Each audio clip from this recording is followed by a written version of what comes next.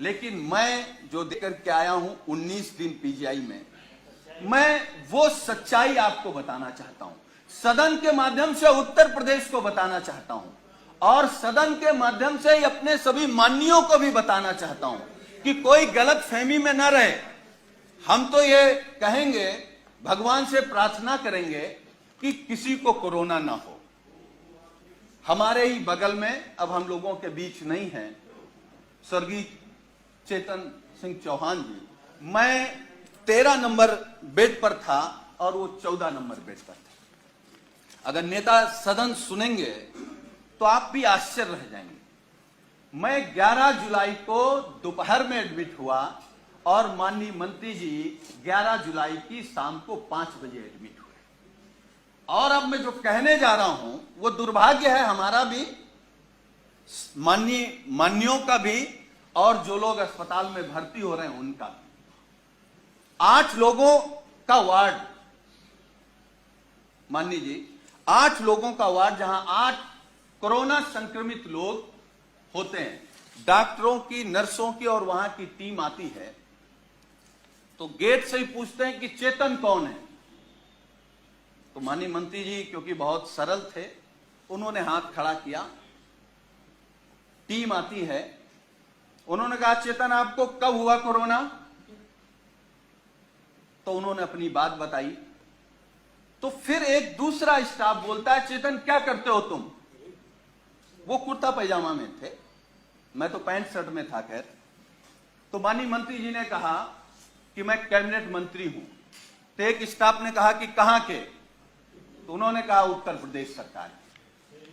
तो मैं सोच रहा था कि ये लोग कैसे इस बदतमीजी से बात कर सकते हैं, लेकिन मुझे यह भरोसा हुआ कि जब माननीय मंत्री जी ने कह दिया कि मैं उत्तर प्रदेश सरकार का कैबिनेट मंत्री हूं, तब शायद वो चेतन जी कहेंगे या थोड़ा आदर करेंगे। लेकिन ये सुनने के बाद भी जब पीजीआई के स्टाफ ने कहा कि चेतन तुम्हारे घर में और कौन कौन संक्रमित है, तो मुझे गुस्सा भी आया, दुख भी हुआ और सरकार पे भी गुस्सा आया।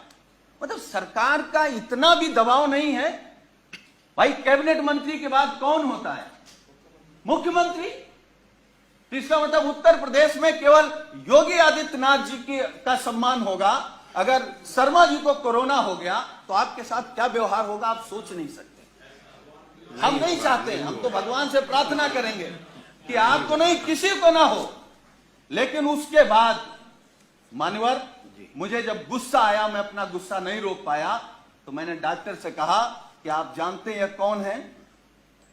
चलिए आप नहीं प्रभाव में आ रहे हैं कि ये योगी सरकार के कैबिनेट मंत्री हैं, ये वो हैं जो देश के लिए क्रिकेट खेलते थे। तो उस डॉक्टर ने कहा अच्छा ये वो चेतन है, और ये कहते हुए डॉक्टर और स्टाफ पूरा चला गया। वो 2 दिन तक हमारे बगल में रहे। मतलब वो, मैं ये कह सकता हूं कि जिस घुटन में थे वो माननीय शर्मा जी नहीं महसूस कर सकते। और मुझे जो शब्द नहीं कहना चाहिए, वो कोरोना से हमको आपको छोड़ के नहीं गए, सरकार की अव्यवस्था से हमको आपको छोड़ करके गए। मतलब इतना गंभीर मामला। और मान्यवर, मैं दूसरी बात बता रहा हूं, मैं 19 समाप्त कर नहीं, मैं समाप्त कर दूंगा। अब हमारा केवल दर्द सुन लीजिए। मैं 19 दिन तक एडमिट था। 11वें दिन हमारी फिर टेस्ट हुआ, मैं फिर पॉजिटिव आ गया। फिर 4 दिन बाद टेस्ट हुआ, फिर पॉजिटिव आ गया। हमारे माननीय राष्ट्रीय अध्यक्ष, हमारे नेता माननीय अखिलेश यादव जी ने फोन से हमसे कहा कि सरकार का शासनादेश हो गया है कि तुम घर पर रह करके ठीक हो सकते हो, इस सरकार की व्यवस्था पर भरोसा मत करो और जांच करा करके आप लिख करके देख आओ कि हमको इलाज नहीं कराना, हम होम क्वारंटीन रहना चाहते हैं। अब मैं वो बात बताने जा रहा हूं मान्यवर आपको। मैंने राष्ट्रीय अध्यक्ष जी से अनुरोध किया कि एक जांच और करा लेते हैं, हो सकता है कि हम निगेटिव आ जाए। हमारी एक जांच हुई जिसमें मैं पॉजिटिव आया। नर्स ने कहा कि आप पॉजिटिव हैं, डॉक्टर की टीम आई, उन्होंने कहा कि आप पॉजिटिव हैं या नहीं हैं, हमको दूसरा टेस्ट करना पड़ेगा। हमारा सुबह दूसरा टेस्ट हुआ।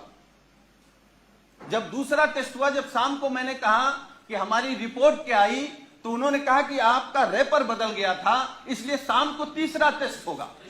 जब तीसरा टेस्ट हुआ तो सुबह हमने पूछा कि हमारी रिपोर्ट क्या है, तो डॉक्टरों ने कहा कि आपका सैंपल बदल गया है, इसलिए आपका चौथा टेस्ट होगा। हमारा चौथा टेस्ट हुआ। चौथे टेस्ट में मानवर जानते क्या हुआ? जब हमने रिपोर्ट पूछा तो उन्होंने कहा कि आपका फार्म तो वहां चला गया था लेकिन सैंपल नहीं गया है। तो हमने कहा पांचवा कर लो। हमारा पांचवा टेस्ट हुआ। पांचवा टेस्ट हुआ और मैंने लिखित में दिया कि हमको पीजीआई में इलाज नहीं कराना है, हम घर में रहकर के जो सरकार के निर्देश हैं उनको पालन करते हुए हम स्वस्थ हो जाएंगे। मैं पहला पेशेंट हूं सरकार के निर्देश के बाद जो ये लिख करके आया कि मुझे नहीं इलाज कराना। मैं ये नहीं कह रहा हूं कि हम सभी डॉक्टरों पर सवाल खड़ा कर रहे हैं। डॉक्टर भगवान की तरह दिखता, हमको भी 19 दिन भगवान की तरह दिखा और हम भगवान की तरह मानते हैं, लेकिन ये अव्यवस्था आखिर कैसे?